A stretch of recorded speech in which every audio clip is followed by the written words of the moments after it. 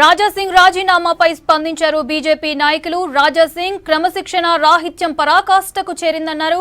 ఆయన చేసిన ఆరోపణల్లో వాస్తవం లేదన్నారు. ఎమ్మెల్యే పదవికి రాజీనామా చేయాలనుకుంటే స్పీకర్ కి వెళ్లి రాజీనామా లేఖ ఇవ్వాలని సూచించారు. వ్యక్తుల కంటే బీజేపీకి పార్టీనే ముఖ్యమని చెప్పారు. రాజాసింగ్ రాజీనామా లేఖను తమ జాతీయ అధ్యక్షుడికి పంపిస్తామన్నారు. ఈరోజు రాజాసింగ్ గారు ఉదయం పార్టీ ఆఫీస్కి రావడం జరిగింది. రాష్ట్ర అధ్యక్ష ఎన్నికలకు నామినేషన్లు స్వీకరిస్తున్న సందర్భంగా వారు వచ్చి ఇక్కడ ఈ ఎన్నికల అధికారి ఎవరైతే ఉన్నారో శ్రీమతి శోభా కరందాజ్లే గారికి నామినేషన్ పత్రాన్ని ఇవ్వడం కొరకు వారు రావడం జరిగింది.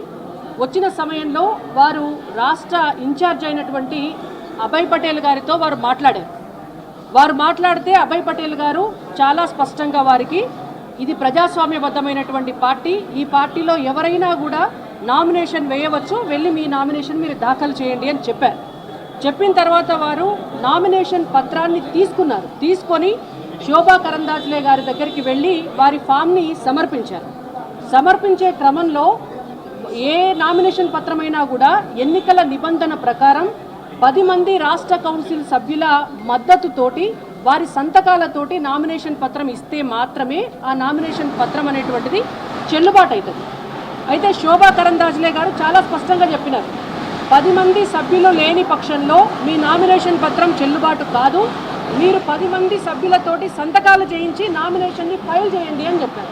చెప్తే వారు బయటకు వచ్చి వారికి 10 మంది సభ్యులు సంతకం చేయడానికి 10 మంది సభ్యులు లేకపోవడంతో వారు ఉల్టా పార్టీని బదనాం చేసుకుంటా అబద్ధాలు చెప్పుకుంటా పార్టీ వారికి నామినేషన్ వేసేటటువంటి అవకాశం లేదని చెప్పి అభాండాలు వేయడం జరుగుతోంది.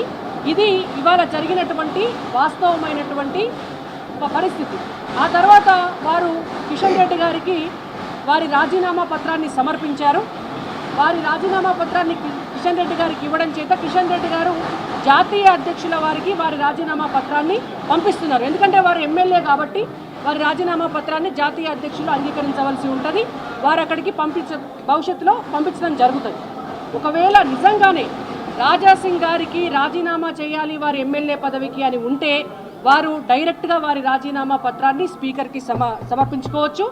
అండ్ ఇంకొకటి, వారి క్రమశిక్షణ రాహిత్యం అనేటువంటిది పరాకాష్ఠకు చేరిందనేది భారతీయ జనతా పార్టీ రాష్ట్ర పార్టీ అభిప్రాయం. గతంలో కూడా అనేక సార్లు వారు క్రమశిక్షణతోటి ఉండకపోవడం వల్ల వారు సస్పెండ్ అవ్వడం జరిగింది. అయినా పార్టీ మళ్ళీ వారికి అనేక అవకాశాలు ఇవ్వటం జరిగింది.